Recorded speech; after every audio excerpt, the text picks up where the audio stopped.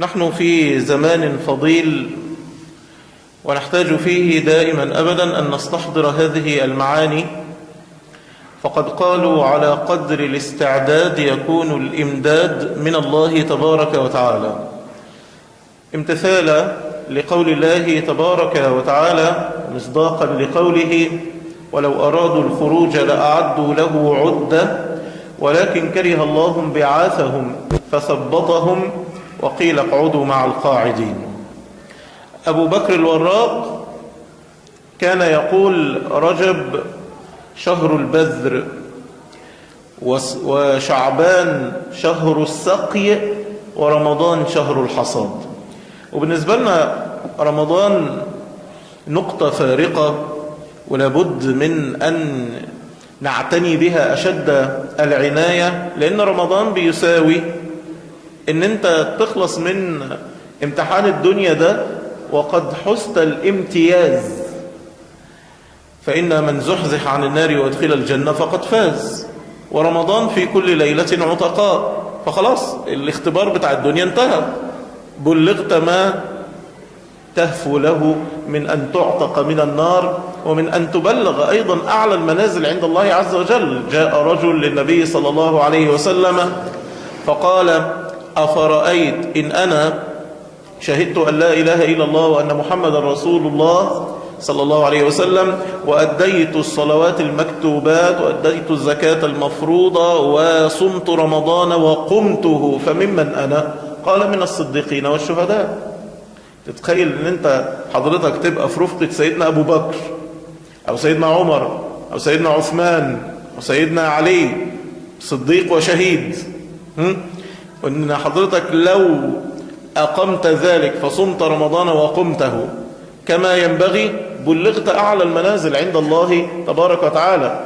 رمضان فيه ليلة القدر، ليلة العمر، وليست ليلة العرس هي ليلة العمر، إنما ليلة العمر الحقيقية هي ليلة القدر، إنها تساوي عمرك كله. إذا كان النبي صلى الله عليه وسلم يقول: أعمار أمتي ما بين 60 و70، وحضرتك مثلا بتكلف على سن 15 أو ما دون ذلك، يعني فترة الاختبار كلها تطلع 50 سنة 60 سنة، ليلة القدر 83 سنة وكسر، يعني حضرتك بلغت ليلة عمرك كله، الثواب اللي ممكن ما تقدرش توصل له بأي حال من الأحوال مهما بالغت في الطاعة. عشان كده رمضان ليه خصوصية. وإذا كنا إحنا في مشاريع الدنيا بنعد إعداد خاص وبناخد بالنا قوي، واحد عايز يتجوز، شوف قد ايه بقى علشان يجيب شقة وهيدفع مهره والتكاليف فرح يعني الأمور دي كلها هتاخد منه قد ايه عشان يوصل ان هو يتزوج بامرأة، ده كل الموضوع. فما بالك بقى مهر الحور العين يكون ايه بالنسبة لك؟ فبالتالي الامر يحتاج منا الى استعداد خاص. انا اريد ان انا اكلمكم بشكل مختلف عن الاستعدادات. كل مرة لما بنيجي نتكلم في استعدادات رمضان نتكلم عن عايزينك بقى تركز شوية في القرآن، عايزينك تركز شوية بقى في الصيام، يلا بقى خلاص بكرة وبعده وبعده، عايزين من دلوقتي اهو علشان ما ننساش، المفروض بكرة 13 14 15 وتاخد الخميس 4 ايام كده ورا بعض صيام ان شاء الله. وفي نفس الوقت بقى نبتدي نتدرج شيئا فشيئا في التعود على أعمال الخير اللي إن شاء الله توصل لها في رمضان وإنت في أفضل أحوالك الإيمانية. ده كده كل مرة بنتكلم كده، صيام وقيام والقرآن وشوية أعمال الخير، ويلا عايزين نعمل شنط رمضان، ده رائع. لكني أريد هذه المرة أن أعالج الموضوع بشكل مختلف. شوفوا، احنا في فتن شديدة بلا شك، ونحتاج في حرور الفتن ده إلى أن نستظل منها لنتعافى، لأنه عادة بتبقى الأمور مؤقتة، حضرتك بتركز قوي قوي في رمضان وبعد كده بتعود ريما لعادتها القديمة، صح؟ ما بيحصلش جديد، هو شوية كده احنا مهما نقعد نقول يا جماعة ربانيون لا رمضانيون وما فيش فايدة برضه، كل مرة نفس الحكاية. السنين اللي فاتت كلها افتكر كده وندرة اللي فعلا رمضان بينحت فيهم، يخرج بقى شيء تاني، بقى حاجة تانية خالص. طب ايه المشكلة؟ المشكلة جاية من ان احنا محتاجين نفهم ايه العوامل السلبية المؤثرة فينا، ونحاول نتفاداها هذه المرة ونخطط تخطيطا مختلفا.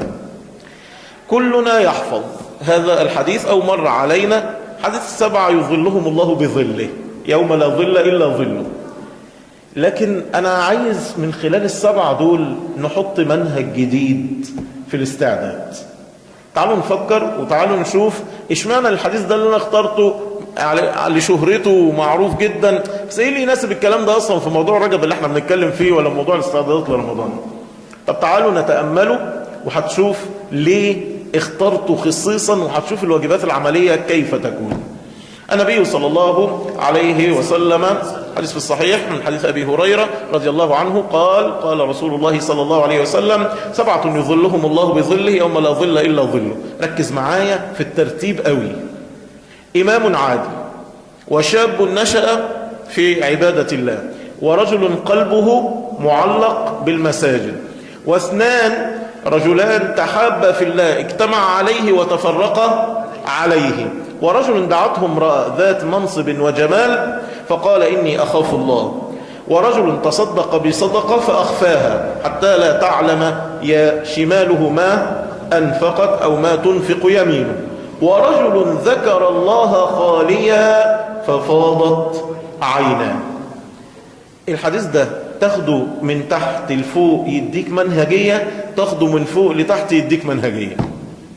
طب ناخدها من تحت لفوق الأول ولا ناخدها من فوق لتحت؟ زي ما انت عايز. نبتديها زي ما جه الحديث. يقول لك ايه؟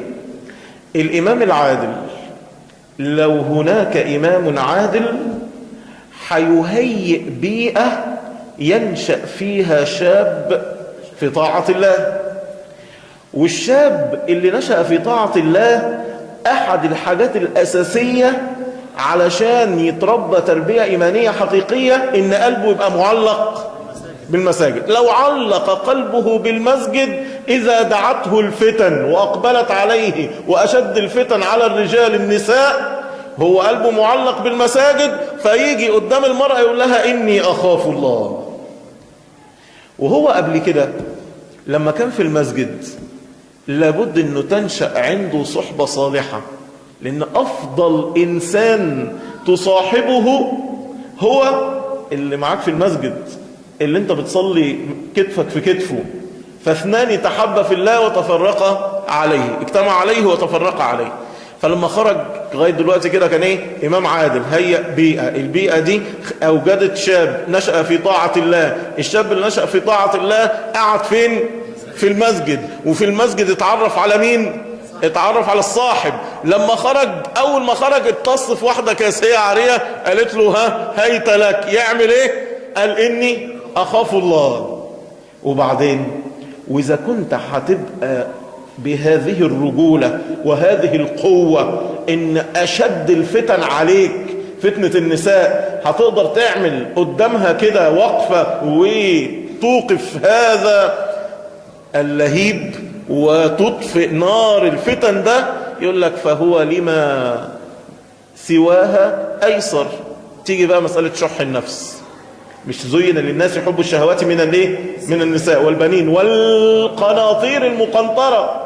فيبقى لو قدر على شهوة النساء يبقى يقدر على بعد كده على شهوة المال.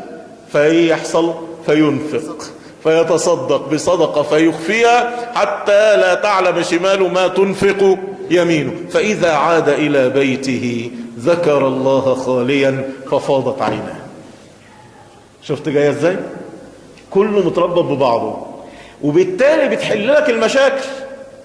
انت هتيجي تقول لي ايه هي مشكلتنا؟ فتنة الحريم. احنا عندنا هنا الحل جاي منين؟ يبقى انا في الاول خالص اربط قلبك بالمسجد وتبقى في صحبة صالحة، يطلع في الاخر خالص الموضوع ينتهي. لو ده اتوجد الشرطين اهو. تيجي تقول لي ما انت فاهم الفلوس والحالة الاقتصادية والزمن ده، والنبي بيقول صلى الله عليه وسلم ان لكل قوم فتنة وفتنة امتي المال، وكلنا كده فصعب قوي في اليومين دول وفي الأحوال دي كمان تقول لي صدقة وتقول لي كذا. أقول لك ما خلاص، ما حلها تعرف. نفس الحكاية، لو قدرت ان انا انشأك تنشئة سليمة واحط لك الجدول اللي لسه قايلينه دلوقتي ده والخطوات العملية دي، هتقدر على شهوة المال، هتقدر على فتنة المال بفضل الله عز وجل. تيجي تقول لي انا محروم من الخشوع، مش لاقي قلبي صراحة، مش حاسس باللي انتوا بتقعدوا تتكلموا فيه ده، الانس بذكر الله، تقعد تقول لي في رياض حب الله وتقعد تعيشني في كلام انا حاسس انه كلام حلو، بس صراحة ساعة التطبيق مفيش حاجة من دي خالص. احنا تايهين في الصلاة اصلا، انت مش شايف ومش عارف والدنيا واللي فيها، فمش حاسس انا بالكلام اللي انت بتقوله ده. اقول لك ما انت حقق الشروط اللي قبليها، ال6 خطوات من قبليها او ال5 خطوات اللي قبليها، يحصل ايه في الاخر؟ تأتي ذكر الله خاليا ففاضت عيناه. ممكن تعملها بالعكس، عايز تقول لي نحن نريد العدل، نحن نريد أن يسوسنا العدالة الاجتماعية. أقول لك خدها من تحت لفوق. انت عايز توصل للإمام العادل، جيبه منين بقى؟ ذكر الله خاليا ففاضت عيناه. امشي بالخطوات دي كما تكون يولى عليكم. شفت المنهجية قد ايه؟ الحديث بيقول الخطوات لبناء المجتمع المسلم، الخطوات لبناء الفرد المسلم، كيف تواجه الفتن، أشد الفتن، كيف تتعامل مع الواقع، كل ده في هذا الحديث المبارك. الحديث اشتمل على 7 مفاهيم ب7 حالات. المفهوم الأولاني مفهوم العدل، المفهوم الثاني مفهوم التربية، نشأ في طاعة الله، المفهوم الثالث البيئة الصالحة، مسجد، المفهوم الرابع مفهوم الصحبة الصالحة، اجتمع عليه وتفرق عليه، المفهوم الخامس الأخلاق وأعلاها العفاف، خلق العفة، وبعد كده المفهوم السادس مفهوم الإخلاص، لأنه هنا إيه؟ فأخفاها الصدقة مع الإخلاص، فأخفاها حتى لا تعلم شماله ما تنفق يمينه، فمفهوم الإخلاص. وفي الآخر مفهوم اليقظة والأنس، إذ ذكر الله خاليا فإيه؟ ففاضت عيناه. الحديث لو بصينا له برضو العلماء في تأملاتهم قال لك الحديث ده في حاجات برضو مشتركة ما بين ال7. من الحاجات من اللطائف قال لك اجتمعت ال7 في يوسف. في يوسف كان إمام عادل ولا لا؟ لما ولي الوزارة كان إماما عادلا، أكيد طبعا شاب نشأ في طاعة الله، وبالتأكيد كان قلبه معلق بالبيئات الصالحة بالمساجد حسب ما كان في وقته، فكل ده متحقق معاه. فين بقى الصحبة الصالحة؟ قال لك مع أبيه يعقوب، اجتمع عليه وتفرق عليه، وأول السورة بيحسسنا بالكلام ده. طب أكيد واضحة زي الشمس مسألة دعته امرأة ذات منصب وجمال، وقال لك تصدق على إخوته بالبضاعة، اجعلوا بضاعتهم في رحالهم، فتصدق عليهم، وكان إذا ذكر الله فاضت عيناه، فهو الكريم ابن الكريم ابن الكريم ابن الكريم يوسف. فاجتمعت ال7 فيه. ايه كمان من لطائف الحديث؟ قال لك ال7 بيجتمعوا في معنى المراقبة والإخلاص. هو ايه اللي خلى الإمام عادل؟ وايه اللي بيخلي الأئمة ظلمة او بيخلي السلاطين هكذا؟ أنه ينسى الله. قال الشاعر: والظلم من شيم النفوس، فإن تجد ذا عفة فلعلة لا يظلمي. في حاجة هي اللي مخليها ما بظلمش، لكن البني آدمين إن الإنسان لظلوم كفار. فالظلم من شيم النفوس. إيه اللي مش مخليك تظلم؟ إما عجز، إما إن ما عندكش القدرة، خايف من العواقب، لو تصرفت تصرف يجي لك مشاكل أكتر، أو خايف من ربنا. فلعلة لا يظلمي. فإيه اللي مخلى الإمام كده؟ المراقبة لله تبارك وتعالى. والشاب يقول النبي صلى الله عليه وسلم: يعجب ربنا لشاب ليست له صبوة. عارف انت كده لما تيجي تقول ما هو في سن صعب لازم كده يعدي على شوية مشاكل، السن اللي هو ما بعد البلوغ ده اللي هو اصطلاحا بنقول عليه سن المراهقة صورة علمية من الاسم مش صح، بس يعني بيقولوا عليه سن ما بعد البلوغ. هو السن ده كده لازم الشباب بقى ونزعات الشباب والكلام ده. فشاب ينشأ في طاعة الله، ايه اللي خلاه ينشأ في طاعة الله؟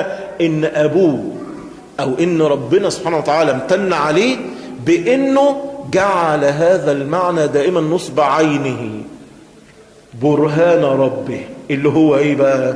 اني اخاف الله، اللي هو ايه بقى؟ ان الله كان عليكم رقيبا. عشان كده يقول لك في اساسيات التربية رب ابنك مش على الصح والغلط والعيب والحلال والحرام بس كده، نشأه في الاول خالص ان في ربنا، وانت خارج وهو بيقول لك تبقى بس تجيب لي كذا، تقول له طب بالله بقى النهارده تدعي ربنا كده عشان ربنا يفتح علينا ويرزقنا، لان انا ما بجيبلكش من جيبي، ربنا اللي بيبعت.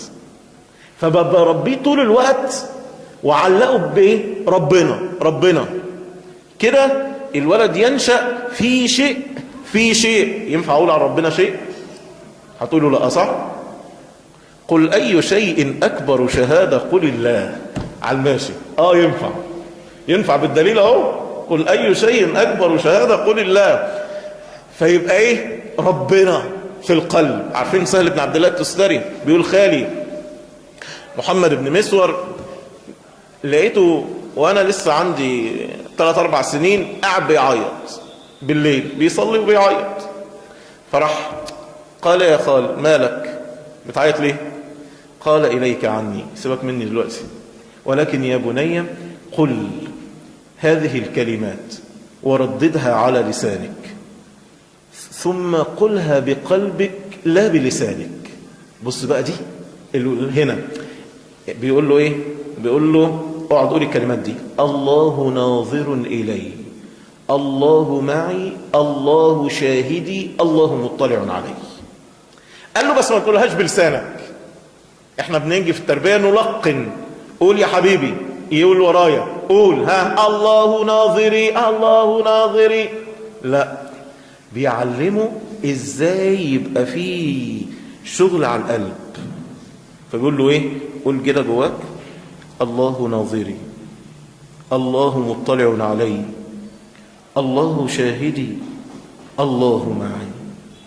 بيقول الولد لسه صغير 3-4 سنين يعني لعبة، بيقول حتى شببت فوجدت بردها في قلبي. لما كبرت خلاص هو علمني نقول كده، اول ما قلتهم 3 مرات قال لي بعدها باسبوعين قال لي قولهم 11، وقعدت كده لغاية ما كبرت وبقيت التدريب ده بعمله بشكل على طول مستمر ويومي. فلما كبرت كانت نفسي تنازعني، برضو شاب يعني وزي اي شاب في الدنيا، والشيطان يقول له يعني عيش حياتك، فأجد هاجسا من قلبي يقول: الله معي، الله شاهدي، الله مطلع علي، الله ناظر إلي. شفت التربية؟ اهو ده بقى شاب نشأ فيه طاعة الله. ايه اللي خلاه كده؟ المراقبة. علمته المراقبة بتدريب بسيط اهو عملي وسهل، علمته الخوف من الله تبارك وتعالى. ونفس الشيء الرجل الذي قلبه معلق بالمساجد. النبي صلى الله عليه وسلم في الحديث يقول: المسجد بيت كل تقي، المسجد بيت كل تقي. فاللي قلبه متعلق بالمسجد ده، متعلق بالمسجد ليه؟ بيت ربي بيت ربي، وهو مستشعر معنى المراقبة ده، وهو ما بيلاقيش هدوء ولا سكون ولا طمأنينة قلبه إلا في بيت ربه. فعشان كده قلبه متعلق بالمسجد، لأنه يراقب الله تبارك وتعالى. واللي يتحبوا في الله، الأصل في معاملات البشر المصالح، صح؟ أنا دلوقتي ليا مصلحة عندك فبحاول أتقرب منك، وبيننا وبين بعض مصالح، أخذ منك خير وأنت تاخد مني خير وتبقى العملية كده تمام. إنما إيه اللي يخلي المعاملة لله؟ لا أنا عايز منك فلوس، ولا عايز منك واسطة، ولا عايز منك كلمة، ولا عايز منك حاجة، وانت كمان مش عايز مني حاجة إلا أن نجتمع على طاعة الله عز وجل. ان تذكرني بالله وتصحيني للفجر وتذكرني بالقيام وتيجي تقول لي يلا ما تيجي نصوم مع بعض ونفطر بكرة مع بعض وتيجي كذا. مش عايزين حاجة غير طاعة ربنا سبحانه وتعالى. ايه اللي خلانا نعمل كده؟ مراقبتنا لله تبارك وتعالى، خوفنا من الجليل. مش عايز منك حاجة. يوصل لهذا المعنى. ونفس الشيء في الرجل الذي دعته المرأة، ده واضحة زي الشمس، قال إني أخاف الله. ونفس الشيء بالنسبة للمتصدق خفية. برضو الناس بتحب ساعات كتير المنظرة، يعني يحب بقى ان هو ايه، انا متصدق وعمك الحاج فلان بيوزع مش عارف قد ايه وبيعمل ايه. فايه اللي يخليه بيجاهد نفسه وما يبقاش عايز الناس تطلع على عمله لدرجة ان ايده الشمال مش عارفة ايده اليمين بتطلع كام. واللي خلاه في النهاية يذكر الله خاليا فتفيض عينه، انه حاسس ان ربنا قريب وعايش ان ربنا رقيب، عايش المعاني دي، لذلك يبلغها. ابن القيم بيقول برضو ان من الحاجات اللي اجتمع فيها هذا الحديث اشتراكهم في مخالفة الهوى. عنوان دخول الجنة، احنا ما حدش مننا هيدخل الجنة الا بهذا الامر ان يتحقق فيه، الا وهو مخالفة الهوى. قال الله تبارك وتعالى: واما من خاف مقام ربه ونهى النفس عن الهوى فان الجنة هي المأوى. لاحظ بقى خوف اهو اللي احنا قلناه. والامر الثاني انه انا نفسي في حاجات كتير بس خوفي من ربنا سبحانه وتعالى حاجمني. البني ادمين كلها كده، ما تقوليش ما فيش بني ادم كده، ولا شيخ ولا فاسق. كل البني ادمين عندهم ميل للفجور. ونفس وما سواها فألهمها فجورها وتقواها. بس هو التقي يفرق ايه عن الشقي؟ ان التقي قد افلح من زكاها. عمل ايه؟ خلى نسبة التقوى اعلى من نسبة الفجور، لغاية ما نسبة الفجور ما بقتش باينة. يعني بقى عنده 5% فجور و95% تقوى، فمش باينين. بيجي له برضه وساوس، وبرضه بيجي له هواجس، وبرضه نفسه بتنازعه. برضه التقي عنده المشاكل دي، بس ايه، نسبة بسيطة قوي فمش باينة. لما النسبة تزيد والفجور يبقوا 20% تبتدي تبقى تأثر أكتر. لما يبقوا 40% تبقى أكتر. لما يبقوا 50% تقول لي أنا مش عارف نفسي، أنا منافق. شوية عيط وابكي من خشية الله، وشوية أمشي مع حريم وابقى بتفرج على بلاوي سودة وبعمل. أنا مش فاهم نفسي صراحة. أنا عندي انفصام في الشخصية، مش فاهم أنا مين فيهم، أنا ده ولا ده. عشان نسبة إيه؟ النسبتين متقاربتين، التقوى. والنسبة التانية تزيد، يبقى بان عليك بقى ايه، طول الوقت بقى يعني ايه، مد الدنيا كده، واخد الامور كلها داخل بصدرك على كل الفتن، ومش همك حاجة، وعايز تعيش وانا حر وانا. يبتدي بقى نسبة الفجور هي اللي تبقى مسيطرة. فهو ده. فاذا احنا كلنا بنعمل ايه؟ بنحاول نخالف هوانا. السبعة اشتركوا في ده. الامام راجل متسلط، اللي هيقوله هيمشي وما يهموش في حد، وده صاحب السلطة في الأمر كله. فايه اللي يخليه يعدل؟ عندنا في سورة الكهف ثلاث نماذج للحكم. عندك سلطان غاشم، اللي هو اتكلموا عليه أهل الكهف، اللي هم ايه؟ انه لو دول انهم ان يظهروا عليكم يرجموكم او يعيدوكم في ملتهم ولن تفلحوا اذا ابدا. وعندنا ملك رقم 2 غاصب. اما السفينة فكانت لمساكين يعملون في البحر فاردت ان اعيبها وكان وراءهم ملك ياخذ كل سفينة غصبا. وعندنا نموذج الامام العادل ذو القرنين، اما ان تعذب واما ان تتخذ فيهم حسنا. قال اما من ظلم فسوف نعذبه ثم يرد إلى ربه فيعذبه عذابا نكرا. أما من آمن وعمل صالحا فله جزاء الحسنى وسنقول له من أمرنا يسرا. هو ده. يبقى عندك الثلاث نماذج دول، وهيوجدوا في البشرية في كل زمان. ملك ظالم، وملك غاصب، وملك عادل. وقال لك هنا ده فساد الإدارة وفساد المال، الحالة الثانية الغاصب، والثالث العادل. فالإمام العادل ده عشان يوجد لازم يبقى مخالف لهواه، لازم ما يبقاش متبع ليه لهواه. التاني شاب نشأ في طاعة الله، هواه يعيش حياته فيخالف هواه وينشأ في طاعة الله. والثالث هواه انه يتمشى في الشارع بقى ويشوف الدنيا ويتنطط هنا وهنا وهنا، فقلبه معلق بالمسجد. وهواه انه يتعامل مع الناس عشان مصالحهم، عشان مصالحه، فيكابد هواه ويجاهد هواه ويحب الرجل لا يحبه إلا لله. وهكذا بقى هواه في انه امرأة تدعوه ذات منصب وجمال كمان، يا عم الحاج يعني ما فيش احسن من كده بقى، ها؟ ويبتدي يقول لا اني اخاف الله، معاذ الله انه ربي احسن مثواي. ونفسه بتقول له، النفس بطبعها شحيحة، وربنا بيقول ومن يوق شح نفسه فاولئك هم المفلحون. فالنفس شحيحة فيطلع لله، اصل الصدقة برهان. واذا خلا الشيطان بيهجم على الناس في الخلوات. قاعد لوحدك يا عم، قاعد لوحدك بقى، عيش حياتك، ادخل اتفرج مش عارف على ايه، كلم مين، اعمل سوي، اوقع في البلاوي السوداء اللي بيقع فيها الناس في خلواتهم.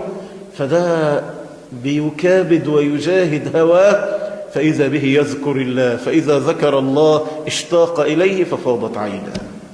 فاجتمعوا كلهم في معنى المراقبة ومخالفة النفس. آخر حاجة في الحاجات المعلومات اللي حوالين الحديث عشان ناخد بقى المنهجيات العملية، إنهم فيهم معنى الجزاء من جنس العمل. هو الحديث أوله إيه؟ 7 إيه؟ يظلهم الله بظله يوم لا ظل إلا ظله. دول في ظل عرش الرحمن في وقت تدنو فيه الشمس من الرؤوس مقدار ميل. عارف الميل ده؟ قال لك لا أدري المسافة من الأرض كيلو كده، ولا الميل هو الكحل ما بين الجفن والكحل. صدق حاجة كده ملي ما تجيش حتى حاجة، ادي الشمس.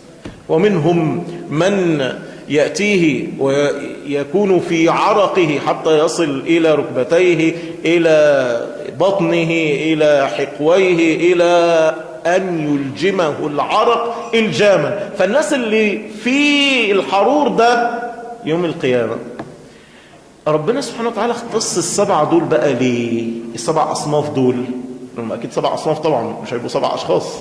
7 أصناف دول اختصوا ليه؟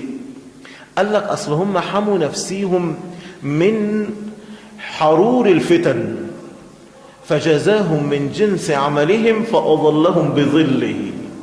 الفتن كانت من كل ناحية. الأولاني مع الظلم، فتنة الظلم والقهر والاستبداد، فعدل فجزاه لأنه وقى نفسه من حرور فتنة الظلم بأنه يبقى في ظل عرش الرحمن. وهكذا بقى في كل واحد من دول قدامه فتنة، فتنة الشباب، فتنة الأصدقاء، فتنة الصحبة، فتنة البيئة غير الصالحة، فتنة المرأة اللي بتدعو، فتنة المال، فتنة الخلوات. كل واحدة فيهم فتن، وكلهم لما جاهدوا أنفسهم وخالفوا هواهم وكانوا مراقبين لله تبارك وتعالى فجزاهم من جنس عملهم. لذلك لما جمعوا بين الخوف من الله تبارك وتعالى والرجاء فيما عنده أمنهم يوم الفزع الأكبر. قال رسول الله صلى الله عليه وسلم حاكيا عن ربه إني لا أجمع على عبدي خوفين وأمنين، فمن خافني في الدنيا أمنته يوم القيامة، ومن أمنني فلا يأمن مكر الله إلا القوم الخاسرون، ومن أمنني في الدنيا أخفته يوم القيامة. طيب احنا عايزين ناخد المنهجيات اللي في هذا الحديث، كل واحدة منهم واجب عملي. نعمل ايه؟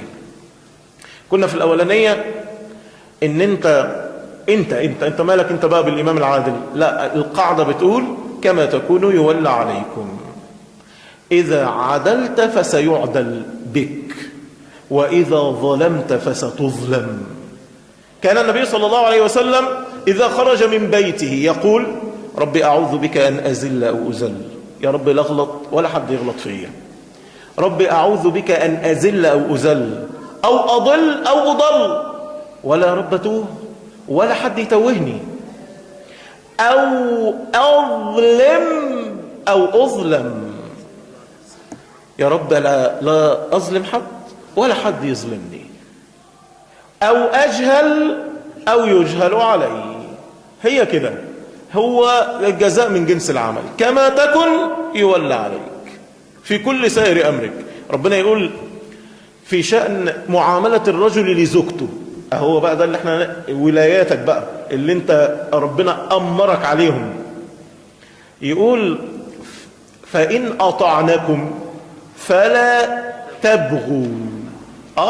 في رجاله هتظلم زوجاتهم، هتظلمها وهتقول لك هي ما تستاهلش الا كده، ما هي ما تنفعش معاها الا ده، ما هي كده جنس نمرود ما لوش حل الا انك تديله فوق دماغه، ما هي ما بتمشيش الا بالطريقه دي. فممكن يظلمها ويجور عليها، وربنا بيقول فإن أطعنكم.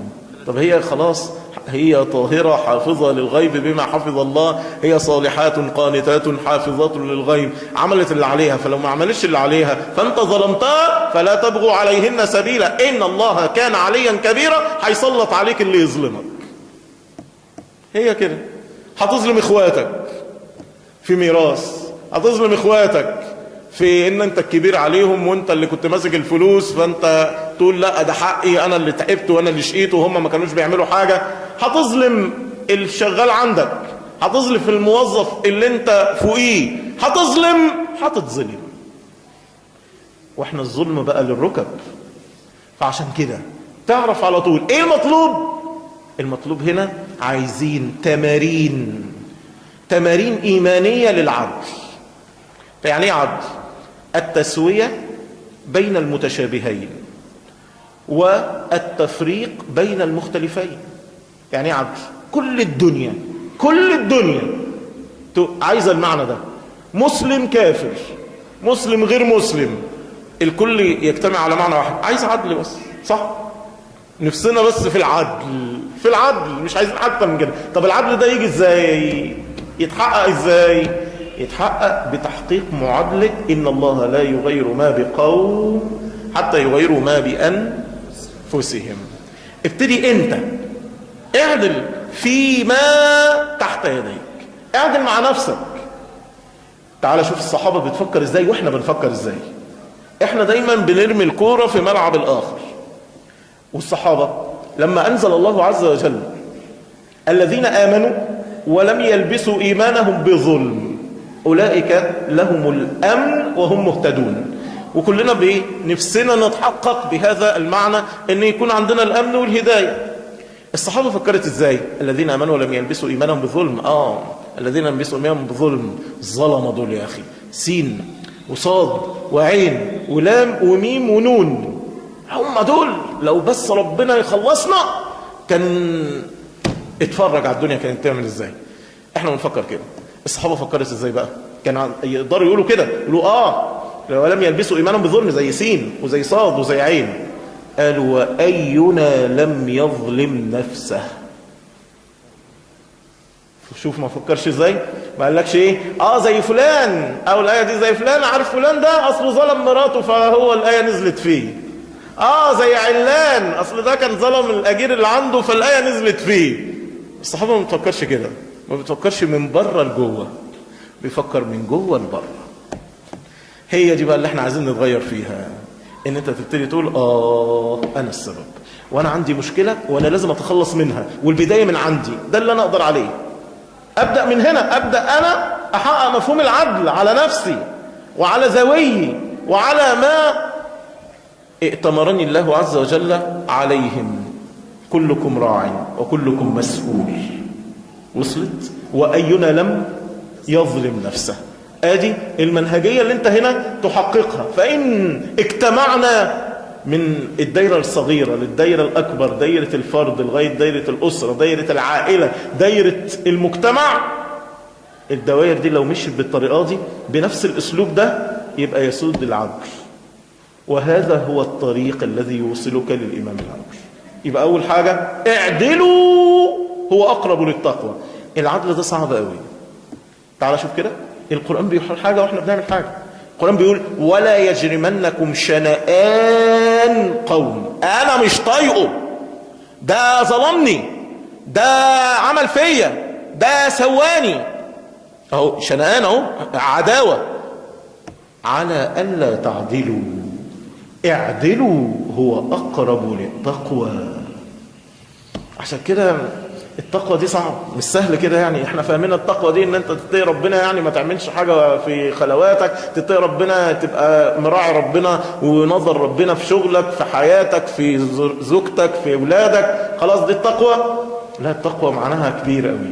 بص الاختبارات، لو انت تقي عدوك قبل حبيبك ليه حق عندك. عدوي عدوي. تعرف الايات نزلت في سورة النساء، قصة كده مش هحكي لكم يعني عشان ما نطولش، لكن قصة كانت ملخصها ان حد من المسلمين جار وظلم رجل يهودي بالسلام. ايه يعني احنا حقنا، احنا فوقيهم.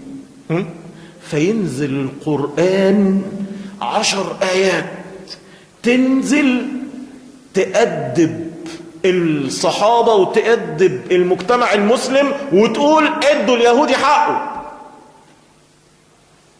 ايه ده بقى؟ ايه ده؟ ولا يجرمنكم شنآن قوم على ألا تعدلوا اعدلوا هو أقرب للتقوى.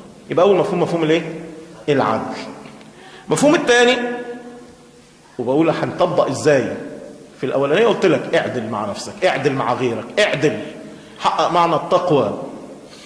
2، مفهوم التربيه. شاب نشأ في طاعه الله.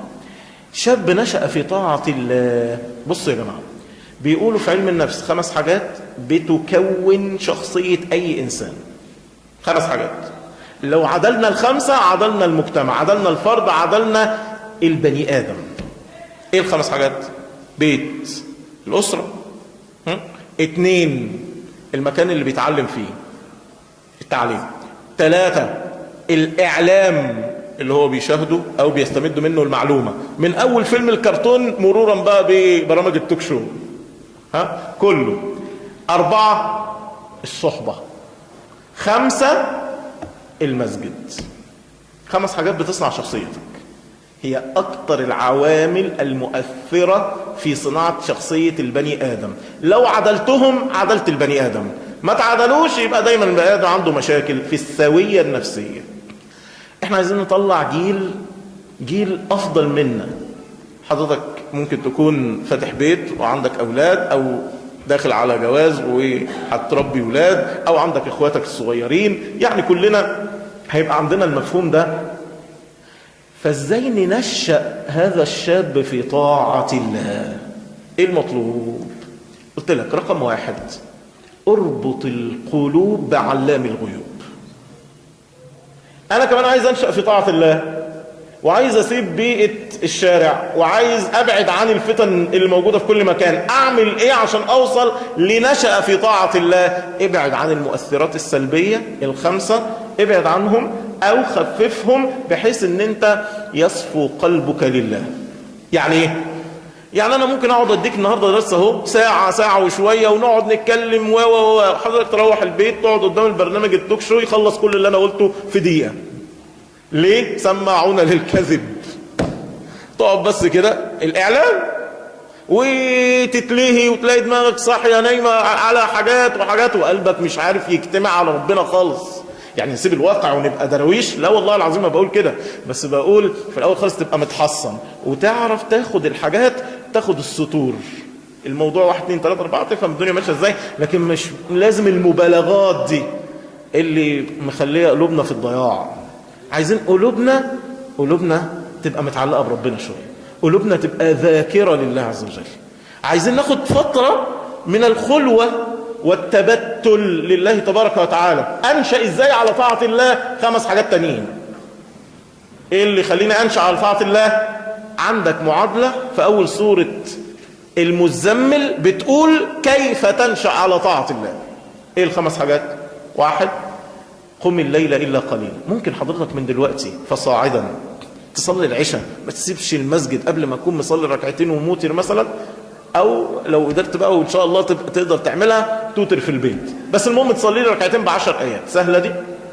تصلي زي الناس كده ما بتقوم تتركع، يصلي العشاء ويقوم يصلي ركعتين بقول اعوذ برب الفلق قول اعوذ برب الناس، ادي 10 ايات، يبقى انت كده لم تكتب من الغافلين. يبقى احنا عملنا اول خطوه في السلمه. بعدين عايزينك توصل ان انت من هنا لغايه مثلا اخر رجب، الاسبوعين الجايين دول تتدرب على 100 ايه يوميا. تمسك المصحف وتقرا لك 100 ايه. ده انت لو قريت لك سوره ولا سورتين من الطوال شويه، يعني قريت لك سوره زي الواقعه وخدت معاها سوره تانية من جزء عامه ولا حاجه، هتلاقيك جبت يا عم ال100 ايه مستريح جدا. سورة زي سورة الرحمن، سورة زي الصفات تقرأ منها، سورة زي الشعراء الآيات الصغيرة، الأجزاء الأخيرة كلها من أول الذريات، كل ده سهل. تقدر تقرأ لك سورتين تلاقي نفسك جبت 100 آية. وانت هنا لو عملتها تحصل ايه؟ كتب من القانتين. من القانتين دول التضائرة كده آخر سورة التحريم، ومريم ابنة عمران التي أحصنت فرجها. الأول مين مريم دي؟ سيدة نساء الدنيا والآخرة، رقم 1 في النساء في الآخرة بنص حديث النبي صلى الله عليه وسلم. سيدة نساء الجنة مريم. طب مين رقم 2؟ هم 4. مين رقم 2؟ خديجة. هقول لكم ال4 ورتبوهم انتوا بس اشوف، خلينا بس هقول لكم يعني نعملها فزورة. طيب بالراحة. مريم، آسية، خديجة، فاطمة. رتب. مريم رقم 1. مين رقم 2؟ فاطمة، وبعدين خديجة، وبعد كده آسية بالترتيب. في حديث رواه ابن عبد البر في التمهيد بالترتيب ده. المهم، فمين مريم دي رقم 1. طب ايه سأنها بقى؟ ومريم ابنة عمران التي أحصنت فرجها فنفخنا فيه من روحنا وصدقت بكلمات ربها وكتبه وكانت مين بقى؟ ايوه هي دي. فحضرتك لو عملت رقم 2 عملت رقم 1 اللي هي قم الليل إلا قليلا، وصلنا ان احنا نصلي كل يوم ب100 آية، يبقى بقيت من ايه؟ من القانتين. جميل كده. طب ايه رقم 2 في معادلة نشأ في طاعة الله؟ اولا قم الليل إلا قليلا، 2 أرتل القرآن ترتيلا. عايزين حضرتك كل يوم تقرأ ما يتيسر لك من القرآن. العلماء أقصى حاجة ذكروها، أقصى حاجة أن تختم القرآن في 2 شهر. يعني أقل حاجة في السنة 6 ختمات، أقصى حاجة 2 شهر. وحتى 2 شهر دي يعني الأدلة عليها مش قوية أوي. في بقى لفظ إن النبي صلى الله عليه وسلم قال لعبد الله بن عمرو اقرأه في 40، في رواية كده، لكن الرواية الأصح والأقوى اقرأه في 1 شهر. عشان كده استدلوا بها العلماء على انك لابد ان تختم القرآن كل شهر، يعني تقرأ كل يوم جزء، ولو ما قريتش في يوم ولا يومين تيجي يوم الجمعة تجيب اللي فاتك في الاسبوع. ماشي كده الحال؟ تقرأ كل يوم جزء. والله الذي لا اله غيره، انت قبل ده شيء وبعده شيء. وجرب وقرب وشوف.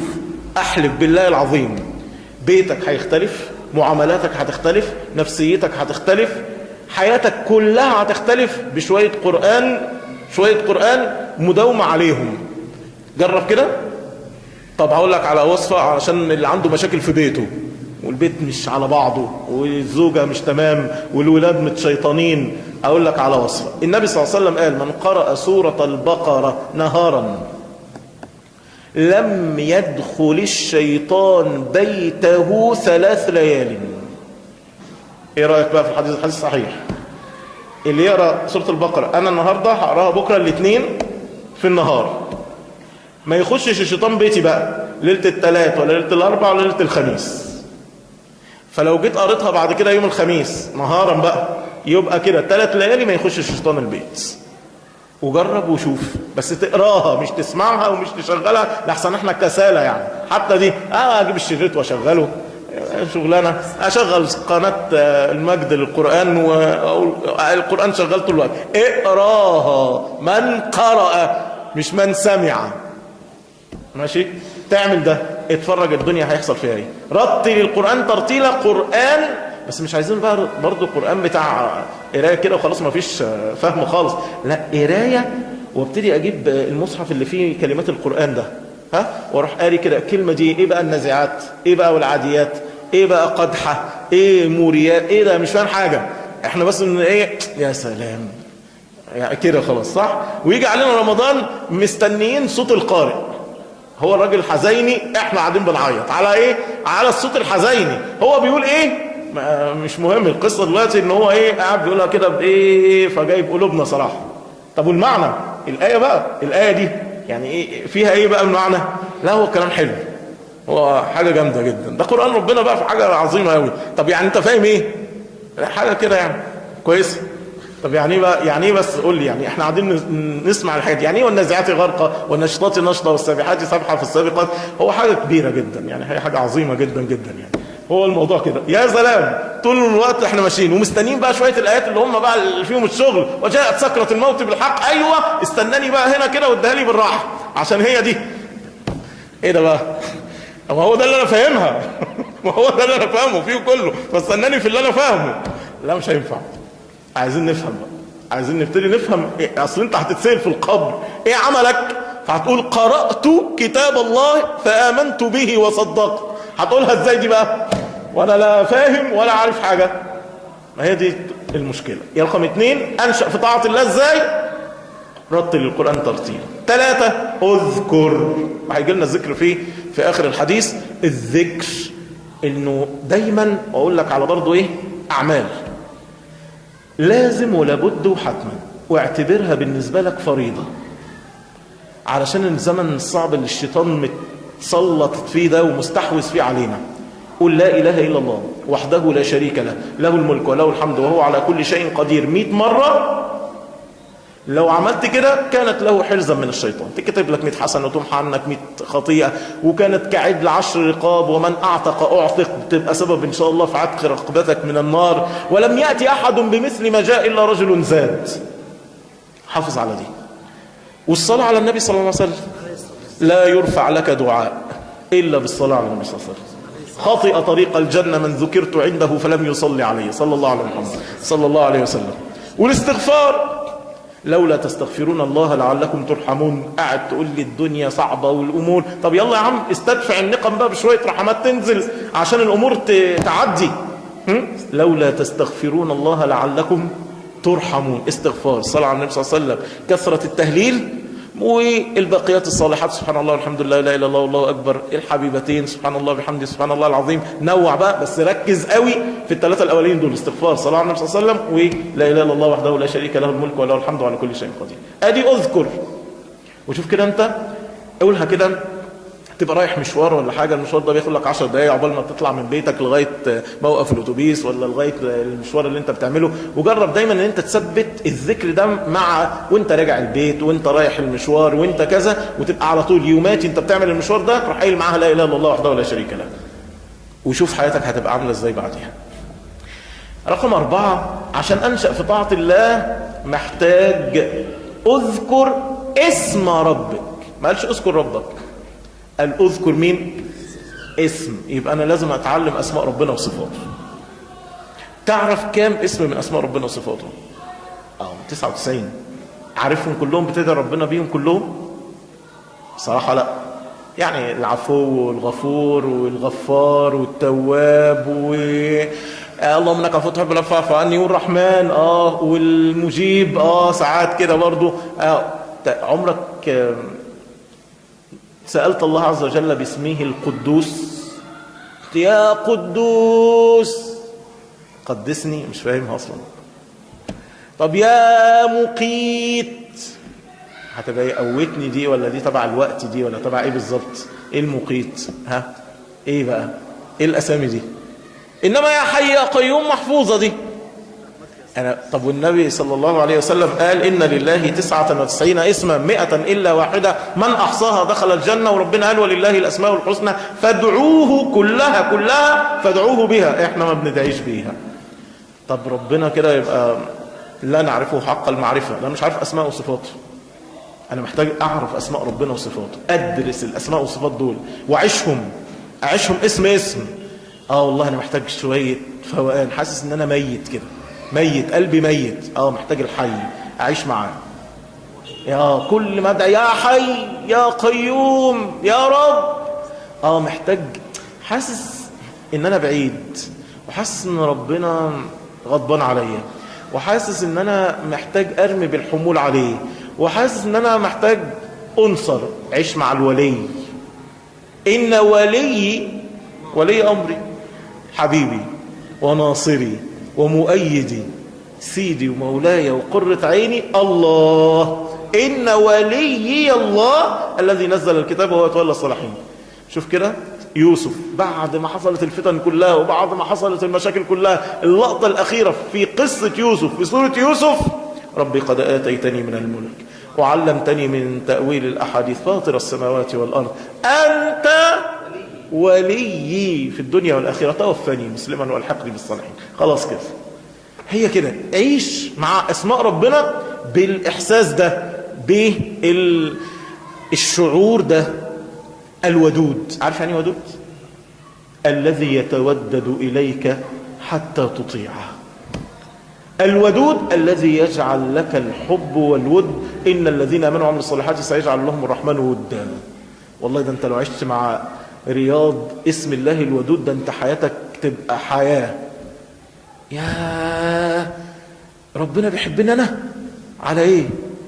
ربنا يحبني أنا؟ ربنا بيتودد إلي أنا عشان أطيعه؟ يا محتاجة دي.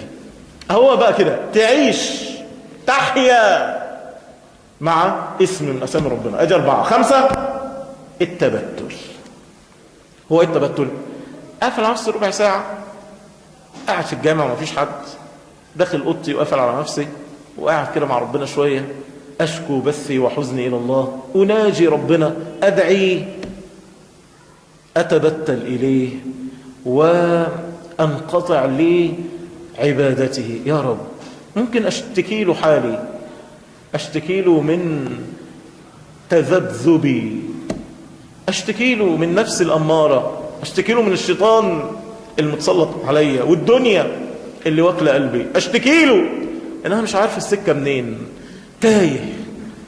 اشتكي له وفضفض له. أول أمر النبي صلى الله عليه وسلم كان تبتلا. غار حراء، الليالي ذوات العدد يتحنث فيها يتعبد فيها. البداية من هنا. يطلع لنا لو حققنا ال5 دول شاب نشأ في طاعة الله وفي عبادة الله. الثالث اللي هو صاحب القلب المعلق بالمسجد. ده محتاج تفعيل لدور المسجد، مش نيجي نصلي وخلاص، وما يبقاش المسجد هو دار لإقامة الصلوات وخلاص، إنما المسجد بالمفهوم الشرعي، المفهوم النبوي. المسجد يعود لرونقه. فالمسجد ده اللي بنجتمع فيه على طاعة الله عز وجل، المسجد ده اللي انت حقيقي بتتربى فيه، المسجد ده اللي بتجد فيه قلبك تحترقون الفتن هتحرق قلوبكم. فتأتي صلاة الصبح فتغتسلون، تحترقون فتأتي صلاة الظهر فتغتسلون. المسجد بهذه المعاني: وأن المساجد لله فلا تدعوا مع الله أحدا. فنربط القلوب ببيت ربنا سبحانه وتعالى، ويبقى القلب يهفو، لأنه بيجي في المسجد يلاقي كل حاجة في المسجد. الولد الصغير كده والراجل الكبير كده يجد في المسجد كل شيء. المفروض المسجد يبقى فيه دايما دورات علمية، يبقى فيه دورات تثقيفية، يبقى فيه كل المعاني. الناس المسجد ده حياتها، بيتها قبل ما يكون بيته اللي بيأوي إليه، هو ده بيته الحقيقي هنا في المسجد. فقلبه يعلق بالمساجد. 4 الحب في الله. وده عملة نادرة في الزمن ده، حب في الله. شوفوا النبي صلى الله عليه وسلم قال لنا فيه هذا كلام كتير قوي وخطير جدا، وعايزين نعيد ونزيد فيه علشان نفعله. لما النبي صلى الله عليه وسلم فيما روى ابن أبي الدنيا في كتاب الإخوان وصححه الألباني في صحيح الجامع، قال الله عز وجل: حقت، في لفظ وجبت، محبتي على المتحابين أظلهم في ظل العرش يوم القيامة يوم لا ظل إلا ظلي. وقال صلى الله عليه وسلم فيما روى مسلم: إن الله يقول يوم القيامة: أين المتحابون لجلالي؟ اليوم أظلهم في ظلي يوم لا ظل إلا ظلي. وقال صلى الله عليه وسلم إن أوثق عرى الإيمان. إيه اللي يثبتك؟ إيه اللي يخليك واقف على أرض صلبة مهما كانت الأرض بتتحرك تحت أقدام الناس يوم تزل الأقدام؟ قال أوثق عرى الإيمان أن تحب في الله وتبغض في الله. الحديث رواه الإمام أحمد في المسند بإسناد حسن. وقال المتحابون، قال الله عز وجل في الحديث القدسي المتحابون في جلالي لهم منابر من نور يغبطهم النبيون والشهداء. هذا رواه الترمذي بإسناد صحيح. والنبي صلى الله عليه وسلم فيما روى أبو داود وصححه الألباني قال من أحب لله وأبغض لله وأعطى لله ومنع لله فقد استكمل الإيمان. ده اللي إيمانه بجد. سيبك بقى من المناظر، احسن احنا بنقيم الناس بمظاهرهم كتير. سيبك من الأشكال. الأشكال دي سهلة قوي، سهلة قوي ان انا البس الجلابيه كده واعمل كده واتكلم بالنحوي واقول لك كلمتين، سهلة دي مش صعبة يعني، في يومين ثلاثة تبقى كده. انما اللي بقى بجد اسمه أولئك هم المؤمنون حقا، اهو انت بتحب لله ولا لنفسك وهواك؟ اللي بيقدرك وبيعاملك حلو فبتحبه، واللي ممكن ينصحك فيزعلك تبغضه. مش لاقي غير انا، كل شويه يقول لي اتق الله اتق الله، وايه يعني؟ ومفيش حد في الدنيا كلها عايز يتقي الله الا انا. اهو بقى كده تبقى ايه؟ احبه في الله وابغضه في الله. عصى الله فابغض معصيته. في طاعه ربنا بحبه حتى ولو كانت الارواح مش متجانسه، بس ما شاء الله راجل من اهل المسجد او راجل طيب، يبقى عايز ايه تاني؟ مش عايزين نفرق بين الناس، أن نحب في الله ونبغض في الله ونعطي لله مش للمصالح، ونمنع لله. ما بديش علشان خاطر لحسن الحاجة دي ممكن يستخدمها في معصية ربنا فأنا ما بديش. هي كده دايما، أعطي لله، أمنع لله، أحب لله، أبغض لله، فقد استكمل الإيمان. وقال صلى الله عليه وسلم فيما روى البخاري في الأدب المفرد وصححه الألباني ما تحب اثنان في الله إلا كان أفضلهما أشدهما حبا لصاحبه. مين بقى؟ أو كل واحد بقى أنا بحبك في الله وانت تقول أنا بحبك في الله، إلا أكتر من هو رقم واحد. ها اللي بيحب التاني أكتر، لا طب والله أنا أكتر، لا مين قال لك بقى أنا اللي أكتر؟ يلا بقى قدام ربنا. الأكثر هو الأفضل عند الله تبارك وتعالى. وقال رسول الله صلى الله عليه وسلم من أحب أن يجد طعم الإيمان. عايز تحس بالإيمان بقى طعم كده وتقول لي بقى أنا حاسس إن أنا بقيت حاجة تانية ونفسيتي مرتاحة قوي، معنوياتي في السماء، وحاسس إن أنا بقيت بني آدم تاني، فليحب المرء لا يحبه إلا لله. رواه البيهقي في شعب الإيمان وحسنه الألباني. وقال صلى الله عليه وسلم المرء مع من أحب. وقال الرجل على دين خليله فلينظر أحدكم من يخالل. عايزين نفعل الأمر ده بقى. يعني شوف أنا بستعد استعداد تاني خالص، قاعد بقول لك أهو، عايز المعاني دي المهجورة دلوقتي في الزمن الصعب اللي احنا عايشين فيه ده، عايزين نرجع تاني الألفة دي، نألف بين الناس، نألف. إذا اختلفوا في سياسات واختلفوا في مشاكل واختلفوا في أمور كتير، طب هيتلموا ازاي وهيجتمعوا على ايه؟ احنا محتاجين اول حاجة نجمعهم على ربنا، اول حاجة على لا اله الا الله، على الثوابت. انا وانت هنختلف على القرآن، انا وانت هنختلف على الاخلاق، هنختلف على كذا، اختلف معايا في المسائل اللي انت شايف الواقع بطريقة وانا شايفه بطريقة، وان عندي تحليل وانت عندك تحليل، كل ده اعمل اللي انت عايزه، بس هذا لا يفسد للود قضية. نختلف زي ما احنا عايزين في الآراء، وده اجتهادي وانا بحترم رأيك وانت بتحترم رأيي. من اول الامور ما بدأت من ايام 25 وبتاع، وانا قاعد اقول يا ناس هم حاجتين، ادب الخلاف واخلاق المسلمين. أدب الخلاف وأخلاق المسلمين، لأنها مش هتتلمى الا كده. فكر زي ما أنت عايز، بس هو في الآخر خالص لازم يبقى في ثوابت محدش أبدا يهوب ناحيتها. يا سلام لو احنا كلنا مجتمعين بس على ده. أنت فوق دماغي وبحسن بك الظن، والله العظيم بحسن بك الظن. حتى اللي بحسن بك الظن فيها مشكلة دي، طب انا وبلتمس الاعذار للمسلمين، ايه رأيك؟ بلتمس للكل. يا عم انت كروديا، انت مش فاهم حاجة في الدنيا، خليكوا كده في العبط ده بقى، وخليكوا انتوا في مش عارف ايه. خلاص انت شايفها كده، بس انا عايز القى الله بقلب سليم. انت مش معايا في الكلام ده، على عيني وراسي وفوق دماغي، ورأيك فوق دماغي من فوق، بس سيبني انا اعيش حياتي. انا لا احب ان يكون في قلبي شيء لاحد. جم لسيدنا سعد بن ابي وقاص. سيدنا سعد لما حصلت الفتن والمشاكل عمل ايه؟ راح قعد في البادية وسابهم كلهم. فابنه دخل عليه قال له عامر، قال له علي ومعاوية يتصارعان على الملك وأنت ها هنا ترعى الغنم. قال له اسكت، فإني سمعت رسول الله صلى الله عليه وسلم يقول إن المؤمن التقي النقي الخفي. المهم بصوا بقى اللي جاية دي. فراح واحد جاي قال له إن عليا ذكرك فقال ما بال هذا الأخنس. أخنس دي شكلها مش حلو، صح؟ الخناس، الوسواس الخناس يعني المتصاغر. يعني لما جم قالوا لسيدنا علي سعد بن ابي وقاص، قال لهم سعد فين سعد؟ بقى احنا في المشاكل دي وراح قاعد لي في الصحراء؟ ما بالي هذا الاخنس يعني المختفي. تقول لي بقى. واللي جاي يقول لي سيدنا سعد ده مين؟ احد العشرة، خالي النبي صلى الله عليه وسلم، مستجاب الدعوه يعني معدي. واحد جاي يقول له ده عليه بيقول عليك ان انت اخنس. عمل ايه بقى سيدنا سعد؟ فضحك سعد بملء فيه، قال له اخنس حلوه والله، طالعه من بقه زي العسل. قول لي انت بقى، بص الفرق قد ايه. قول لي انت بقى، جاي واحد تقول لي ايه على فكره الشيخ فلان ولا علان الاخ فلان ده كان بيقول عليك ان انت اصلا كذا. انا ما كنتش عايز اتكلم، ده هو اللي كذا وكذا وكذا وكذا وكذا وانا كنت ساكت. حق عليا ان انا اصلا مش عارف ايه. هو ده الرد الفعل الطبيعي بتاعنا، صح؟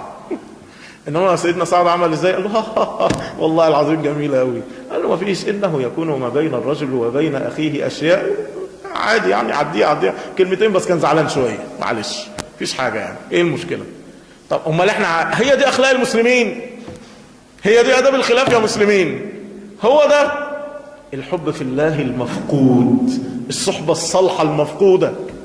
ان احنا نجتمع بقى، ان انت تذكرني بالله وانا اذكرك بالله، بلاش تصنيف الناس، وبلاش تحكم عليا بس كده من شكلي يعني، او بلاش تحكم عليا الا من السلوكيات والمعاملات. عايزين بقى نعيش احساس تاني ومعاني تانية مفقودة دلوقتي. الناس كلها تبقى كده، بحبك في الله وانت بتحبني في الله، عشان ايه؟ مجتمعين على الطاعة اهو. انا قاعد اقول لكم كلمتين وانتوا قاعدين كذا، ويا رب الجمع ده يبقى في الجنة في الفردوس الاعلى في رفقة النبي محمد صلى الله عليه وسلم. هو ده اللي احنا عايزينه، مش عايزين حاجة تانية بس كده. في ايه بقى لو ما نبتدي من النقطة دي؟ هتيجي تقولي بس وايه موقفك فيه وايه؟ ابتدي في نقطة مشتركة. طب بس تيجي في حاجة، هو انت لازم تهجم على طول على المشاكل؟ طب بص، لا ما انا بس خلاص انت مش قلت الكلمتين دول، قول لي بقى ما موقفك، عشان برضو ايه؟ عشان لازم نتصارع، عشان لازم كل واحد يهتم. لا قول لي انت تبع ايه؟ طب انت مسوي ايه؟ يا ابني نمسك في نقطه واحده، ادينا لسه مصلين مع بعض جنب بعض اهو، حلوين اهو، لسه سامعين كلمتين بتوع النبي اهو صلى الله عليه وسلم. نخلينا كده، وبعد كده لما نتفاهم في اي مشكله كل واحد بقلب حلو. انا بحبك، فلما هتقول لي وجهه نظرك هسمع لك، وانت بتحبني وواثق فيا، فلما هقول لك وجهه نظري هتسمعني، وانا مش هسيطر عليك واقول لك هي وجهتي الصح وانا ومن بعد الطوفان، ولو ما مشيتش عليا هتبقى على الباطل، ولو ما كانش كده هتبقى. انا مش هقول لك كده والله، وانت كمان ما تطالبنيش ان انا ابقى كده، عادي. بس عندك معذره امام الله عز وجل، عندك حاجه تعتذر بيها، بس كده خلاص. انا شايفها كده وانت شايفها كده، بس خلاص.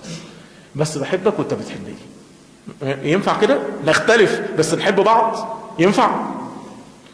بس في الزمن ده ما بقاش ينفع. عايزين نفعل المنهجية الرابعة عشان ما نطولش عليكم أكثر من كده. المنهجية الخامسة، العفاف في زمن عز فيه العفاف. زمن أنا لسه سامع إحصائية رسمية، أظن كانت في الديلي مير ولا حاجة كده، إنه نسبة التحرش في مصر 99.3%.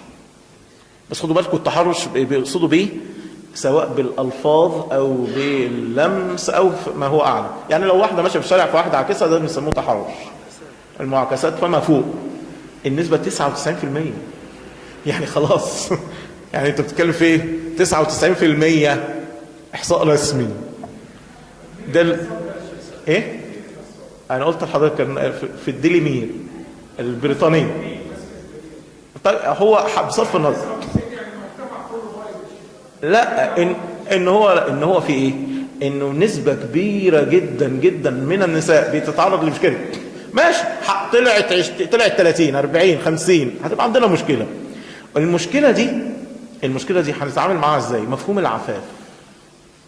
العفاف الآن في زمن ربيت فيه الأعين على الخيانة، يعلم خائنة الأعين وما تخفي الصدور. في زمن بقى عندنا الشيزوفرينيا في الشخصية، عندنا شخصيتين. في شخصية بيسموها الشخصية في العالم الافتراضي، شخصية الإنسان ده الشاب ده اللي بيتعامل مع التليفون بتاعه وبيدخل على أشياء معينة، اللي بيتعامل على النت وبيدخل على مشاكل معينة، اللي بيشيت كذا، اللي عنده شخصية. وشخصية تانية اللي بيتعامل فيها في الواقع، اللي هي الشخصية التانية خالص، شخصيتين في شخصية. المشكلة دي انه النهاردة مع الانحدار الاخلاقي الشديد جدا، لما تبص تلاقي انه النهاردة كلمة فضيحة هي الكلمة التي تشد الاعين، تبقى عندنا مشكلة. هي كلمة انه النهاردة رسمي، دي بقى رسميا من بتوع الاتصالات، من بتوع شركات النت، انه النهاردة عندنا نسبة تعلو على 60 و70% من مشترك الانترنت بيدخلوا على مواقع اباحية. انت متصنف على انك الدولة التانية في دخول الزائرين على مواقع اباحية. عندك مشكلة، نسبة الجواز بتقل بشكل كبير، نسبة الطلاق بتزيد بشكل كبير. طب وبعدين مجتمع بيندمر تماما، هنعمل ايه؟ والمعاني دي مغيبة. ليه؟ لا المدرسة بتقوم بالدور، ولا التعليم بيقوم بالدور، ولا المسجد بيقوم بالدور، ولا الأب والأم بيقوموا بالدور. وعندنا مشكلة ضخمة. فين بقى؟ رجل دعته امرأة ذات منصب وجمال فقال إني أخاف الله. فين التربية على معاذ الله إنه ربي أحسن مثواي؟ عايز أقول لك هنا كم قصة كده من القصص السلف الحلوة، أو أجيب لكم قصة واحدة بس عشان ما نطولش عليكم. تعرفوا أحد الصالحين كان يسمى أبو بكر المسكي. أبو بكر المسكي ده قصته ذكرها ابن الجوزي في كتاب المواعظ والمجالس. قالوا له إنا نشم منك رائحة المسك مع الدوام. بيقولوا له أنت مهتم قوي بنفسك ما شاء الله، يعني كل ما تقعد ريحتك بتفوح على طول، ريحتك مسك. فما سببه؟ أنهي نوع من أنواع المسك بتستخدمه؟ ريحتك حلوة قوي. قال والله إن لي سنين عديدة لم أستعمل المسك، ولكن سبب ذلك أن امرأة احتالت علي حتى أدخلتني دارها. تعالى بس صلح لي مش عارف ايه، اعمل لي ايه، سوي لي ايه، بس ما كانش كذا، الولد تعبان الله يكرمك تعالى خده كده، يعني عملت له حيلة. وأغلقت دوني الأبواب وراودتني عن نفسي، فتحيرت في أمري فضاقت بي الحيل.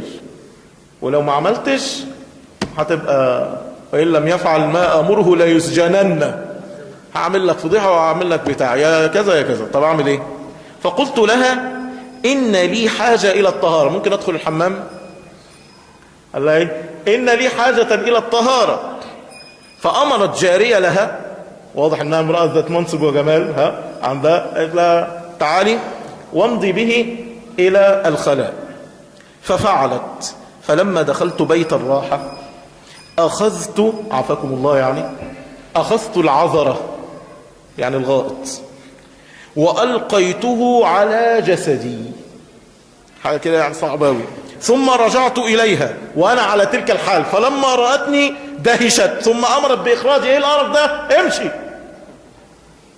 قال فمضيت واغتسلت، فلما كانت تلك الليلة رأيت في المنام أحدهم يقول لي شيئا ما، فعلت ما لم يفعله أحد غيرك لأطيبن ريحك في الدنيا والآخرة. فأصبحت والمسك يفوح مني، واستمر ذلك إلى الآن. وما ذلك على الله بعزيز، وما ذلك على الله بعزيز. أهو ده بقى إنه بص وصلت العفاف إلى إيه. طب العفاف ده يجي إزاي؟ قلنا الخطوات اللي قبليها. يوم من ربي على المراقبة، يوم من ربت القلوب بربنا سبحانه وتعالى، يوم ما يبقى في مجتمعاتنا حب في الله، يوم ما يبقى في مسجد بيقوم بدوره، نربي على العفاف. يوم ما الشباب يبقوا عارفين كويس قوي العواقب للأمر ده، للمشاكل دي، هتقع في السكة دي كما تدين تدان، براحتك.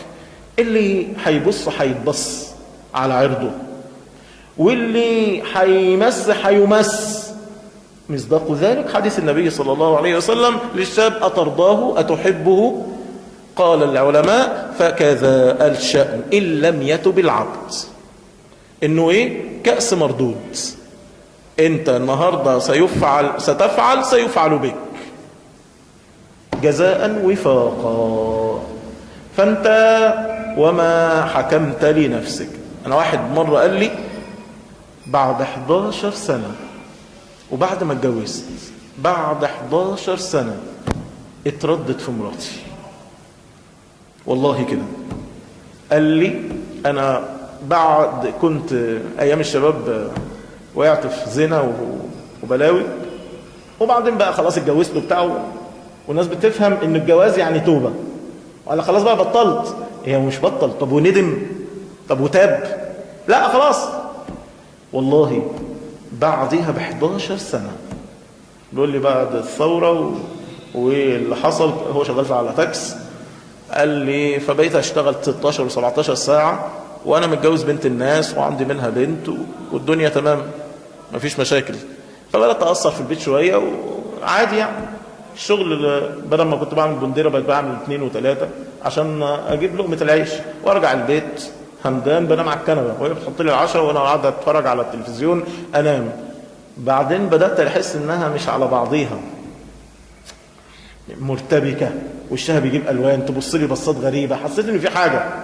مرة حطيت لي الاكل وانا قاعد قلت هدخل عليها، وراحت داخله اوضتها، داخله اوضه النوم وقافله. انا رحت داخل، سبتها دقيقتين ورحت داخل مره واحده، بصيت لقيتها ماسكه تليفون. اول ما شافتني اتفزعت. ببص في التليفون لقيتها بتكتب رساله لعاشقها وفيها اعترافات بالزنا، والليله اللي كنت كذا، واللي عملت معاك كذا، واللي بلاوي السودة. قول لي ايه الحل؟ بيقول لي حبيت اقتلها بس اتكتفت، وصحيت خرجت قفلت عليها ودخلت قعدت في الصاله لغايه ما الفجر شقشق. خدت بعضي وبقيت زي مش عارف يعمل ايه في حياته وتايه، لغايه ما دار الافتاء فتحت. دخلت على الراجل الشيخ، اول ما شافني بقول له الكلمتين دول، قال لي يا ابني هي البلوه السوداء دي انت عملتها قبل كده؟ قال له اه بس من 11 سنه. قال له كما تدين تدان. والله كده. والراجل ده انا اكتر ما يمكن اثر فيه، قلت قصته يمكن كل حته، كل ما يعني افتكر كما تدين تدان، لانه شفت حال صعب. هو وانا راكب جنبه بدا يقول لي هو لو واحد مراته خانته يعمل ايه؟ شكله في مصيبه. وفي الاخر قال لي ايه بقى؟ قال لي انا رجعت لما كده وهي بست رجليا وادتني سكينه وقالت لي اقتلني وحبت على رجليا وسامحتها. ما هو انا مكسور، ما هو انا مش قادر افتح بقي، هقول لها ايه؟ وقالت لي والله وانتهينا وخلاص. قال لي يا شيخ انا خلاص سامحتها، بس انا عايز اقول لك اللي جوايا. انا ماسك الدركسيون والشيطان قاعد يون في دماغي، يا ترى دلوقتي سريرك نظيف ولا نجس؟ قول لي ده عايش ازاي؟ هي كده. فهو ده هتعف عفوا تعف نساؤكم. هتغلط، خد بقى من الكاس المر ده. مفهوم العفاف المفقود. إلى أن مطلوب بقى صدقة، والصدقة برهان، والصدقة تأتي في ظل صدقتك يوم القيامة. النبي صلى الله عليه وسلم قال لنا كده. والصدقة إذا كانت في السر تطفئ غضب الرب، والصدقة تطفئ الخطيئة كما يطفئ الماء النار. مطلوب صدقة وسرا، عشان أنا وإنت مش عارفين إحنا عاملين إيه ممكن يكون مسبب القفلة بيننا وبين ربنا. صح؟ ممكن تحس ان في حاجه، تيجي تقول لي في حاجه غلط، انا مش عارف ايه هي، والله بصلي الحمد لله الفرض في وقته، والحمد لله يعني اللي انت قاعد بتقوله ده يعني اديني بحاول اعمل، والحمد لله هتجيب بيت ربنا، الحمد لله اعتمرت، الحمد لله بحفظ مش عارف ايه في القران، بس في حاجه غلط مش عارف ايه هي. اجي اقول لك بقى بص، لما تلاقي العمليه كده ونقعد نحلل فيها ونجيبها شمال ويمين ما نعرفش، خد بقى كبسوله من الصيدليه الايمانيه. ايه الكبسوله دي؟ عارف لما تروح للدكتور واول حاجه يروح مديك مسكن علشان خاطر هو مش عارف هو دلوقتي ايه، ويديك فيتامين معين او يديك مضاد حيوي معين. ما هو ده عشان لو في مشكله نبتدي كده لغايه ما نشخص. هو ده بقى، عايز حاجه بسرعه، صدقه سر تطفئ غضب الرب. اسرع حاجه تعملها صدقه يوصل بيك الحال ان انت ما تبقاش عارف انت طلعت ايه. يعني واصل بيك الحال ان انت ما بتكلمش نفسك، بس هو بقى تبقى انت عارف ان الجيب ده ما بتحطش فيه حاجه، تروح مطلع منه ناحيه اليمين ده، تروح انت حاطط المحفظه الناحيه دي وحاطط هنا نص جنيه، وبعدين كده تقول لي انا طلعتها كده من غير ما اشوف اي حاجه. لا مش كده بقى. انما ايه، تبقى واصل بيك الحال انك فعلا تتصدق بصدقه وانت خلاص بقى هو ربنا يخلف، انفق عليك لله. وبلاش تبقى كل شويه اقول لك تقول لي ما انا بعمل، يعني جرب الحاجات دي وتبقى بمجاهده نفس. تقول لي ما انا بتصدق الحمد لله كل شهر بعمل مش عارف ايه وبسوي ايه الحمد لله الحمد لله. لا، اعمل حاجه تبقى حاسس انها صعبه عليك. ربنا بيقول ايه؟ لن تنالوا البر. اوعى تقول لي ان انت صالح او ان انت من الابرار، لن تنالوا البر حتى تنفقوا مما تحبون. فكان الصحابة كده، سيدنا عمر كان إذا أعجبه المال أنفقه. قال للنبي صلى الله عليه وسلم أنا أحلى حتة أرض عجباني قوي اللي أنا خدتها في خيبر، أعمل فيها إيه؟ عايز أتصدق بيها. هو عجبته فلوس مبلغ ضخم، فالنبي صلى الله عليه وسلم قال له سبل ثمرها، قال له خليها وقف، اللي يطلع منها يبقى لله. كده الصحابه كده. ابو طلحه قال له انا اكتر حته عجباني قوي بيروحاء، حته الارض دي جنينه وحلوه والثمن يعني فخلاص هي لله. من ذا الذي يقرض الله قرضا حسنا فيضاعفه له اضعافا كثيره. هي لازم كده، هي دي اللي احنا بنسميها النقلات في حياتك. مش انا وانت مش بالسهوله ان احنا نعمل دي. يعني سيدنا عمر ما قدرش اكتر من نص الفلوس. انت فاهم يعني نص الفلوس؟ نص الفلوس يعني خلاص حضرتك دلوقتي كنت تملك مثلا 100,000، 50,000 لله. ده انت مش هتقعد تكلم نفسك فيهم دول. طب والعيال؟ طب وبكره؟ طب والحل؟ طب لما نستريح شويه؟ طب لما اشتغل شغلانه تجيب لي مبلغ ثابت؟ طب لا، نصهم. سيدنا عمر جاب اخره، جاب نصهم. وسيدنا عمر سلمان الفارسي كان بيطلع ثلث الفلوس، يخليها 3 تلات، تلت للعيال والاكل والشرب وتلت يشغله وتلت لله. مقسمها كده. بيطلع لي بيخش لي 3000 جنيه، 1000 ناكل ونشرب بيهم، و1000 نشتغل بيهم، و1000 لله، وهكذا. وده سلمان الفارسي. انما ابو بكر بقى تركت لهم الله ورسوله. فانا وانت مش سهله كده، بس ابتديها برقم بينك وبين ربنا 5%. زي ما تطلع 1%، 2%، 5%، 10%، الرقم المهم. انت دخلك كام؟ انا دخلي 1000 جنيه، انا دخلي 2000. انت تعتبر من اللحظه دي ان دخلك 900، ومشي نفسك على ان هم 900 في 100 جنيه بتاع ربنا مثلا. انا دخلي 2000، خلاص هم والله لا ما فيش 2000 دي 1800. هو في 200 مش بتوعي، دول بتوع كذا كذا، زي كأنهم قسط من الاقساط، كأنهم اي حاجة. برمج دماغك على كده ان انت مش ده دخلك، وفي البيت ما يعرفوش ولا حد عارف المعلومة دي الا ربنا، ان في مبلغ محدش يعرف عنه حاجة، ده بيطلع كده بينك وبين ربنا من غير ما حد يبقى مطلع عليه. والله العظيم مما شهدت من خواتيم الناس هو ده المفتاح في حسن الخاتمة. واحد مرة مات وهو ساجد، وعملت عليه محاضرة موجودة على النت اسمها مات وهو ساجد. عمك الحاج مصطفى ده لما قعدنا نشوف الراجل مات وهو ساجد ايه بقى، ليلة جمعة بيصلي بالناس امام في الركعة الثانية في السجدة الثانية،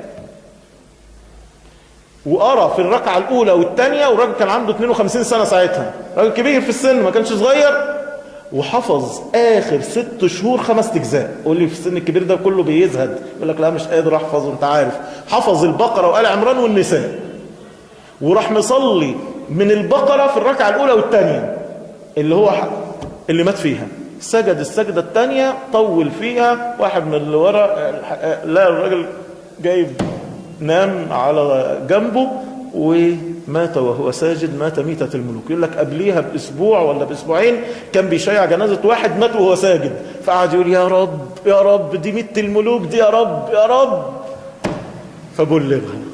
جبت ابنه، يا ابني أبوك كان بيعمل ايه؟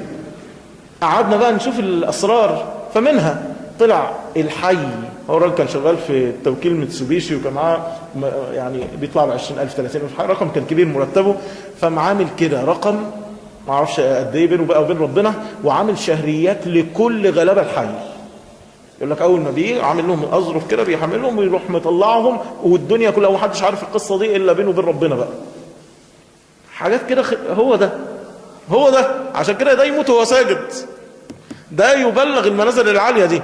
هنا المفتاح الإخلاص مع صدقة السر. أخيرا الأنس بالله، دي تيجي بإيه؟ خد المنهجية دي، تدريج تعويد. أول حاجة إيه؟ تدريب. بس الأول النهاردة كده وأنت قاعد لوحدك زي ما قلت لك في اذكر اسم ربك، اذكر، استغفر الله، مش حاسس بحاجة خالص، استغفر الله، تايه خالص، استغفر الله. النهاردة كده بنتدرب كل يوم 100 مرة استغفار، بس كده هياخدوا معاك ما فيش دقيقتين 3 5 دقايق بس كده، واقفل واتكلم مع ربنا. تعرف تتكلم مع ربنا؟ اشكو بثي وحزني الى الله، اتكلم مع يا رب مش عارف اعمل ايه، انا ضايع خالص وحالتي حاله وخايف اموت على كده، والدنيا انت اعلم بي مني. اتكلم شويه مع ربنا، شويه ابتدي علي الكلام بينك وبينه، وابتدي قل له شوقك لي، وعجلت اليك رب لترضى. قال له وما اعجلك عن قومك يا موسى؟ قال هم اولئك على اثري، ورا بقى خلاص دول. وعجلت اليك رب لترضى. تعرف تعمل كده؟ تقول له عايزك يا رب. يقول لك هل من سائل؟ تقول له سؤالي انت يا رب. هل من مستغفر؟ يا رب اتمم لنا نورنا واغفر لنا، اصلا نفسي اشوفك يا رب فبستغفر عشان اشوفك. ما هو ده اهل الجنه بيستغفروا ليه؟ ما فيش ذنوب، قالوا ربنا اتمم لنا نورنا واغفر لنا، عشان ايه؟ عشان نشوف ربنا. فانت عايز ايه؟ هل من سائل؟ هل من مستغفر؟ هل من تائب؟ يا رب تب علي يا رب امل علي منك يا رب انا مش عايز حاجه غيرك، والله لا عايز دنيا ولا اي متاع ولا اي حاجه، ان رضيت عني اقبضني اليك غير مفتون. بس كلمه وتدرب على الكلام ده 10 دقايق يوميا، ماشي؟ بس اعتبرهم زي ما اتفقنا ان دول ورد، ان دول فرض تشتغل عليه. لازم يوماتي كده تتكلم شويه مع ربنا وتفضفض معاه شويه بينك وبينه، ومش عايز اللي هو ايه في وسط الهيصه. احنا بندعي كل يوم، احنا في المسجد لما بصلي وانا ساجد بدعي، لا ذكر الله خاليا انت وهو بس. لا عايز دلوقتي حد يكلمني ولا عايز حد قافل تليفوناتي قافل على سبابي، بقول لهم انا عايز اريح يا جماعه، مش عايز حد يعمل لي اي مشاكل دلوقتي عشان انا مش نايم كويس. وأعمل الجو ده كده، وابتدي أخش بقى إيه، أكلم ربنا بيني وبينه. ذكر الله خاليا، توصل بقى ففاضت عيناه دي لما الشوق يحرق قلبك، يحرق مشاكل القلب، مش يحرق القلب، يحرق شهوات القلب، فتلاقي نفسك خلاص من شوقك تبكي. ولو ما عرفتش تجيبها من الشوق، جيبها من الخوف. ففاضت عيناه خوفا، انا مش عارف هقف قدامك ازاي، انا مش عارف انا هعمل ايه لما اقف قدامك يا سيدي ومولاي. ووجدوا ما عملوا حاضرا ولا يظلم ربك احدا. خدنا النهاردة 7 مفاهيم: مفهوم العدل، مفهوم التربية، مفهوم البيئة الصالحة، الصحبة الصالحة، العفاف، الإخلاص، اليقظة والأنس، لنكون جميعا إن شاء الله في ظل عرش الرحمن، وليكون خير استعداد لرمضان. أسأل الله عز وجل أن يتقبل منا ومنكم، وأن يأخذ بأيدينا وأيديكم إليه أخذ الكرام عليه، إنه ولي ذلك والقادر عليه. اللهم اغفر لنا ذنوبنا وإسرافنا في أمرنا، ثبت أقدامنا، انصرنا على القوم الكافرين. اللهم بارك لنا في رجب، اللهم بارك لنا في شعبان، اللهم بلغنا رمضان، اللهم بلغنا رمضان، اللهم بلغنا رمضان. اللهم عنا فيه على الصيام والقيام وتلاوة القرآن. اللهم اجعلنا من أحب عبادك لك، ومن أخلص عبادك لك، ومن أصدق عبادك لك. فقراؤك ببابك فأغنهم، مساكينك ببابك فارحمهم، مؤملو خيرك ببابك فأعطهم سؤلهم، محبوك ببابك فأحبهم. اللهم يا حي يا قيوم يا ذا الجلال والإكرام، برحمتك نستغيث، فأصلح لنا شأننا كله، ولا تكلنا إلى أنفسنا طرفة عين. اللهم أحبنا يا ربنا يا ربنا يا ربنا، أحبنا. اللهم ارزقنا حبك وحب من يحبك، وحب كل عمل صالح يقربنا إلى حبك. اللهم اجعل مصر بلد أمن وأمان واستقرار، اللهم اجعل مصر بلد أمن وأمان واستقرار. اللهم اجعل عاقبة أمورنا في بلادنا إلى كل خير. اللهم ألف بين القلوب يا علام الغيوب، ألف بين القلوب يا علام الغيوب، ألف بين القلوب. اللهم تقبل منا إنك أنت السميع العليم، وتب علينا إنك أنت التواب الرحيم. اللهم آتنا من لدنك رحمة، وهيئ لنا من أمرنا رشدا. نسألك الفردوس الأعلى، نسألك الفردوس الأعلى، نسألك الفردوس الأعلى في رفقة النبي محمد صلى الله عليه وسلم. اللهم أدخلناه بغير حساب ولا سابقة عذاب. ربنا آتنا في الدنيا حسنة وفي الآخرة حسنة وقنا عذاب النار. فستذكرون ما أقول لكم وأفوض أمري إلى الله، إن الله بصير بالعباد.